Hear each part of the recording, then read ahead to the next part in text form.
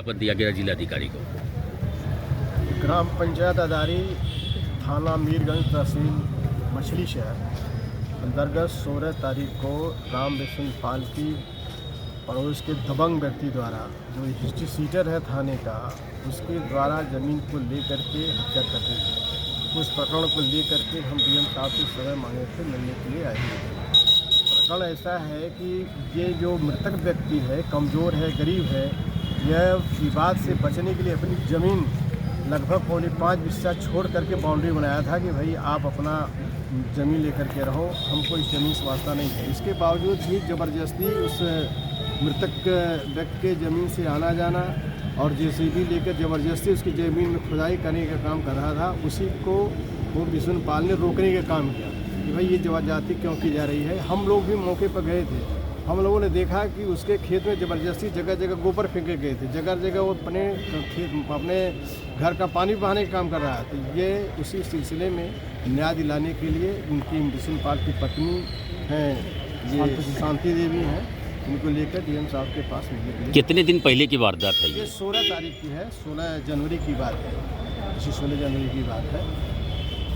ये सरकार जो हमेशा इसके प्रदेश के मुख्यमंत्री योगी आदित्यनाथ जो एक भाषा सिखा दिए, जीरो टॉलरेंस, हर मौके पर हर बात इन लोगों जीरो टॉलरेंस की बात करते हैं, लेकिन पूरे प्रदेश में कानून व्यवस्था एकदम ध्वस्त है। बलात्कार चरम सीमा पर है, थाने में बलात्कार हो रहा है और यहाँ तक कि बीएचयू में तीन लोग जो है, एक आईआईटी की छात्रा के साथ जो है बलात्कार किए और जांच में निकला कि ये जितने दोषी हैं सब भाजपा के आईटी सेल के सदस्य जो है। ये सरकार बुलडोजर कब चलाएगी उन लोगों के ऊपर? इन गरीबों के खिलाफ जो दबंगों द्वारा अपराध किया जा रहा है और हत्याएं की जा रही है, लूट है, खसोट है, ये सरकार बिल्कुल हर तरफ से फेल्योर है। कानून नाम की कोई चीज़ नहीं सरकार की। तो इस मामले में अभी तक कोई कार्रवाई हुई कि नहीं हुई? अब इस मामले में मुझे कल रात में पता चला कि इसी एक को पकड़ा गया है। 3 लोगों के नाम से नामजद मुकदमा है, 4 लोगों के नाम हुआ, 4 लोगों के नाम से नामजद मुकदमा है। एक अपराधी अभी पकड़ा है, 3 अपराध से बाहर है और धमकी लगातार लोग दे रहे हैं, परिवार के लोग भी दे रहे हैं, उनके परिवार की महिलाएं भी गाली दे रही हैं खड़ी होकर के जो है। इससे पूरा एक क्षेत्र में दहशत का माहौल बना हुआ है। जिला प्रशासन की तरफ से आपको क्या आश्वासन मिला? अब उन्होंने लेटर ले लिया है, कार्रवाई करने की बात किया है, भरोसा दिलाया है कि कार्रवाई की जाएगी।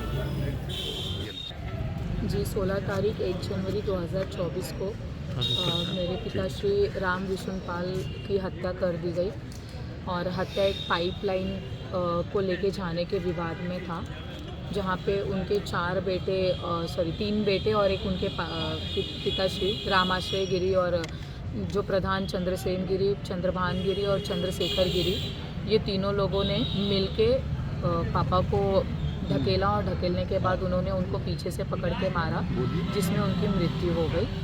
तो बस मैं यही चाहती हूँ कि सरकार से और जितने भी पुलिस ऑफिसर हैं इनसे यही चाहती हूँ कि उनके ऊपर कड़ी से कड़ी कार्यवाही की जाए और हमारी जो ज़मीन है जो हमने पहले छोड़ा हुआ था कि विवाद नहीं होना चाहिए उसको लेके, तो अब मैं ये चाहती हूँ कि हमारी पूरी ज़मीन हमारे कब्ज़े में करके दी जाए। आज आप लोग कहाँ आए?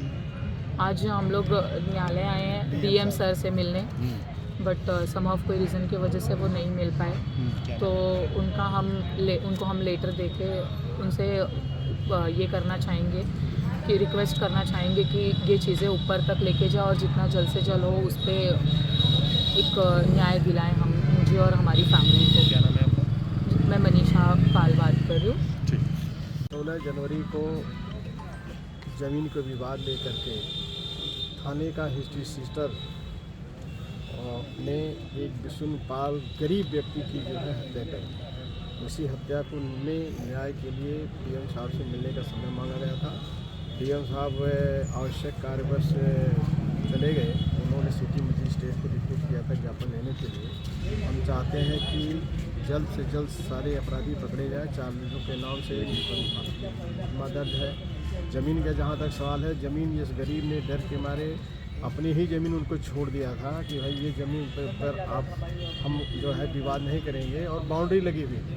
बाउंड्री तोड़ करके अपराधी इनके खेत में से, मृतक मिथुन पाल के खेत में से उसका आना जाना रहता था और ज़बरदस्ती जेसीबी मंगा करके खुदाई करके वो पाइप लाइन दबाना चाहता था और ये मिथुन पाल जी उसको रोक रहे थे जो है कि पाइप हमारे खेत से लगा लिया। यही प्रकरण है। इसी प्रकरण में हमने इन लोगों ने दबंगों ने मार करके मिथुन पाल की हत्या कर दी है।